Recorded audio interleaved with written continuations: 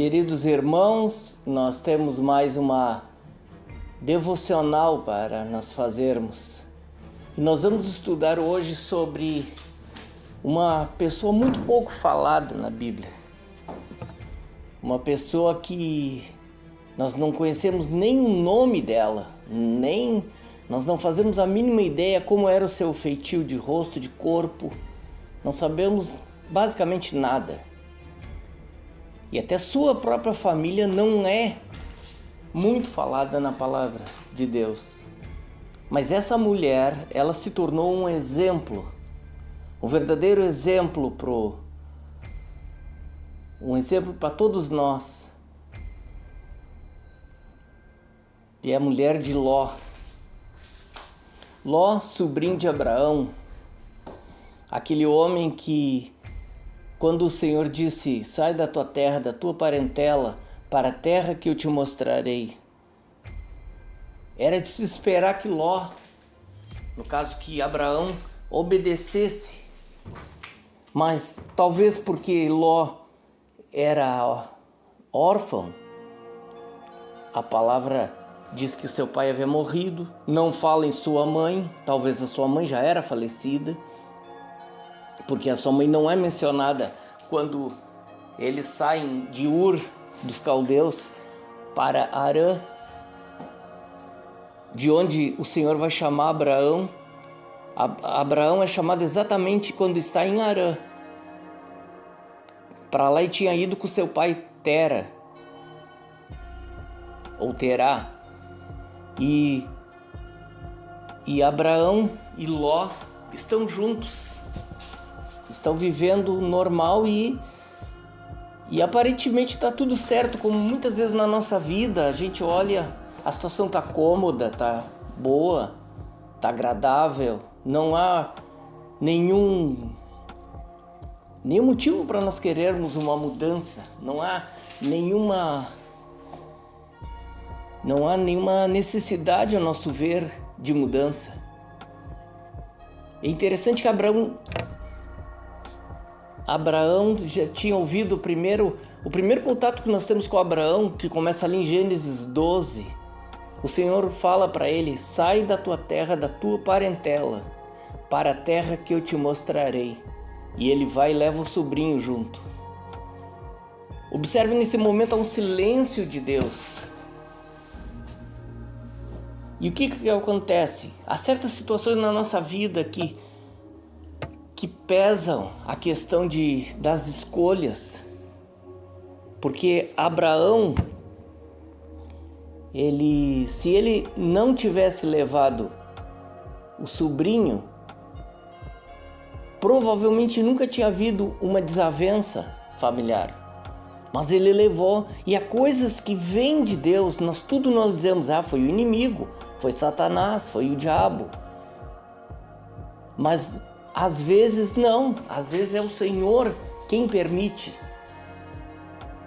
Não é de se estranhar quando a gente diz que o Senhor usa Satanás para algumas coisas. É estranha essa expressão, mas é a grande verdade. Eu já ouvi um pregador dizer que o diabo é o cão de Deus. Ou melhor, o diabo faz o que faz por permissão de Deus. E muitas vezes ajuda a cumprir o próprio propósito de Deus. Não que o diabo tenha algum mérito nisso, mas o Senhor usa a sua própria ação, sua própria maldade para cumprir os seus desígnios, porque o nosso Deus é um Deus todo-poderoso. É o Deus que faz todas as coisas. É o Deus que tem hegemonia, que tem supremacia em todas as coisas. O próprio inimigo se torna servo de Deus em algumas ações.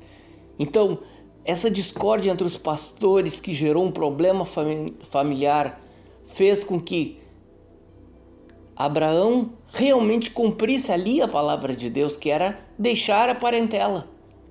E Abraão se une, fica apenas com a sua família, com seus servos, e Ló se separa. E ele, como alguém que confia em Deus, ele disse, escolhe um lado e eu vou para o outro.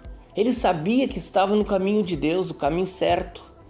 Ele sabia que o Senhor o conduziria para o melhor. Ele não precisava se preocupar. E Ló, olha as campinas verdes, olha aquele lugar maravilhoso, aquela bênção, aquela coisa mais linda que enchia os olhos, terra de fartura, de prosperidade.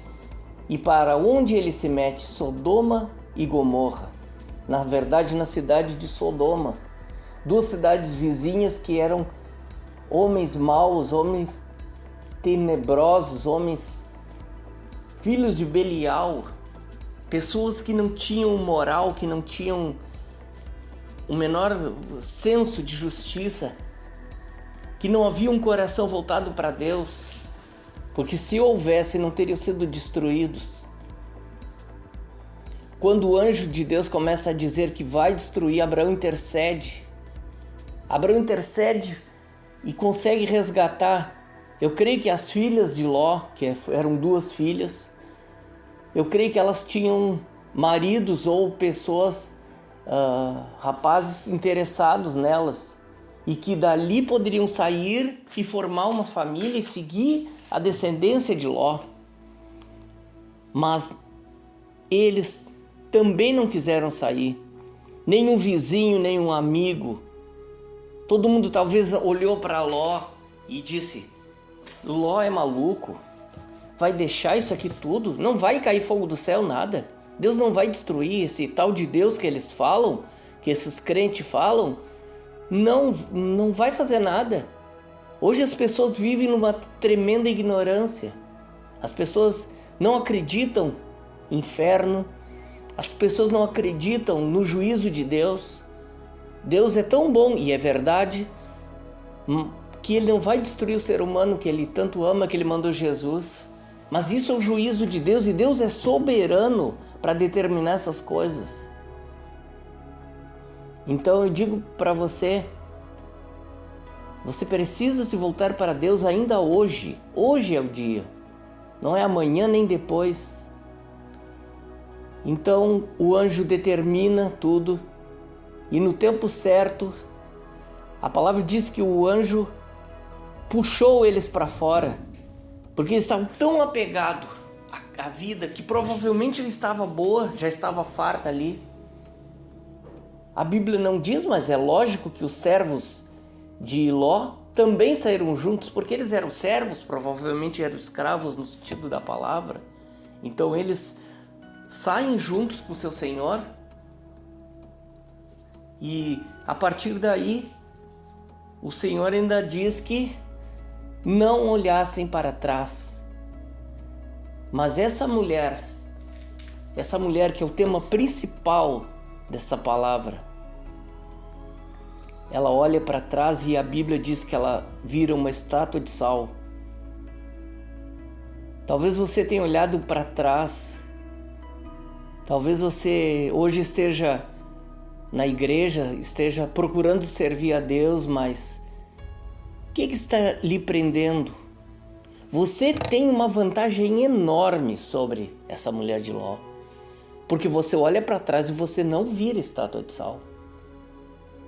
Mas cuidado, porque um momento ou outro você pode se perder.